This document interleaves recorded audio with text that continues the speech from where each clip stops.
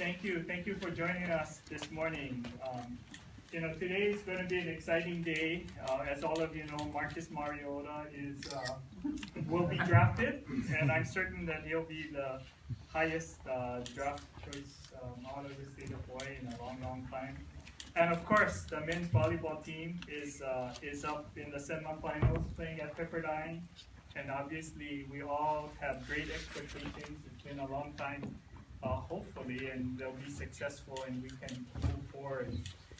We did want to start this press conference by announcing a new agreement on the Turtle Bay conservation acquisition. We have been working very hard to ensure the due diligence process. We finally did get an appraisal back.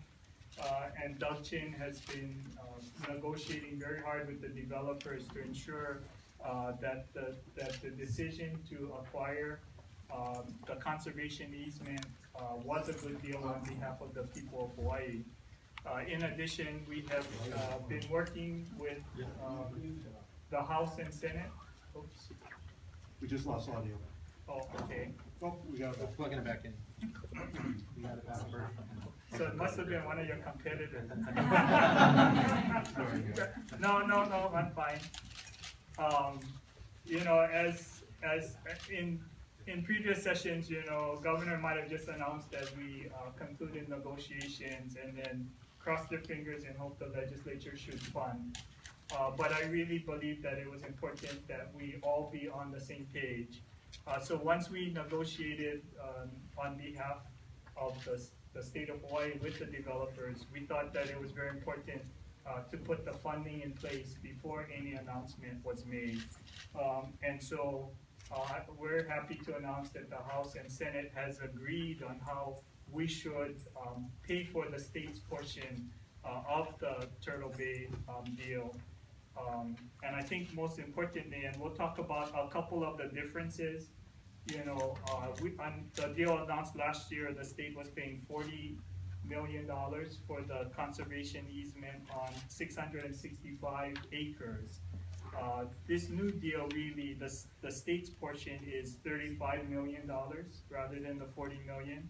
And I think most importantly, the state would get fee simple control of about 55 acres of the property, with the rest of it in conservation easement. And part of the criticism that I heard from the legislature was that we should get something tangible in the deal, and that the fee simple would be better than the conservation easement, and that's what we're working towards. In addition, there'll be a doubling of the public parking that will be made available to access the parcels from 40 public parking stalls to 80 public parking stalls. In addition, the developer has agreed to increase the shoreline setback from 100 feet to 150 feet so that we would be certain that a larger portion of the shoreline is preserved and not put into development. And then on a as important note, there's a benefit to Kahuku High School. The developers has agreed to allow the Kahuku High School golf team access for use of the golf course in perpetuity, so that the Kahuku High School golf team can be a much better. And then the discussion with the legislature was really about how do we fund the deal, and we do have agreement. The TAT, Transit Accommodations Tax, would be paying $1.5 million of the debt service, and the Legacy Lands Fund, which is funded by conveyance taxes, would pay $1.5 million of the debt service. So it becomes kind of a joint venture of the Transit Accommodations as well as the Legacy Land Fund. And the legislature has agreed to fund it with a general obligation bond so that we can reduce the overall debt service costs. Again, the debt service will be paid by TAT and by Legacy Land. And so I think collectively this deal is much better from a standpoint that the state gets fee simple, and then most importantly, we would lease it back to the developer so that they can pay and maintain, so that there would be no cost to the state to maintain the park spaces for public access. And as part of the deal, and Ray Soon is here representing Kirk Caldwell, the city will be increasing their portion of what they would be paying from 5 million to 7.5 million. The city has already authorized in last year's budget 5 million of that, and the additional costs, they'll be working through their processes to assure that they can come up with that 2.5 million. And I just wanted to thank the legislature, the city and county, the developers, and the Attorney General's office to really putting the package together, a package that we can all agree on, and the decision-making for the conference committee on Senate Bill 284 is We'll reconvene tomorrow. 3 o'clock, where we will really do the final deal. So did you guys, you want to say anything on behalf of the House and Senate? Just really thankful to the governor and working with the developers and the different parties to be able to bring this wonderful opportunity for the people of the state of Hawaii. When this measure passed at the end of last session, it was kind of a last minute thing, and I know there were a lot of concerns about the state paying so much money for the conservation easement. And so even though we're getting just a portion and we're leasing it back, I believe that the community of the area would like to see that area remain undeveloped, remain in conservation, and by having the fee under it, we will ensure that.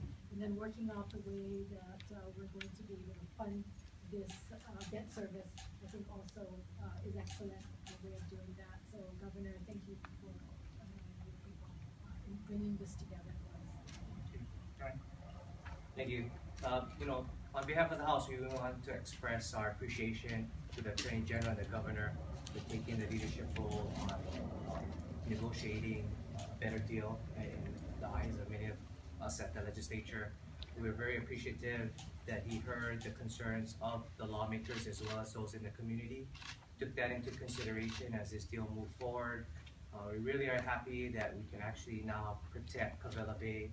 It'll be both in conjunction with the city as well as the state, and we wanted to express to the community that we heard many of the concerns. We understood why we need to protect this pristine area, especially for the monk seals and the turtles that call that area home.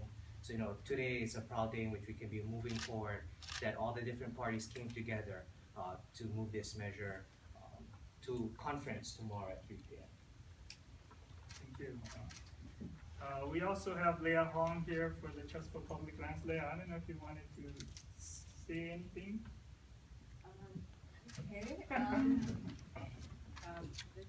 The Trust for Public Land would just like to thank the governor, the legislature, the mayor, the city council, and really the community that has worked so hard to preserve this very cherished and special place. We hope that this is the first step. There's a lot more work to do, as everyone knows, to finalize this deal. But we hope that it opens the door to also preserving in the future some of the excluded areas near Kahuna Point. Thank you. Thanks. We also have Ray Soon on behalf of Mayor Kirk Caldwell. Ray, I don't know if you want to say something. On behalf of the mayor, I just want to thank the governor and the legislature for marshaling the resources and the agreements to make this happen. The city and its residents will definitely benefit. We'll increase the park from about 5 acres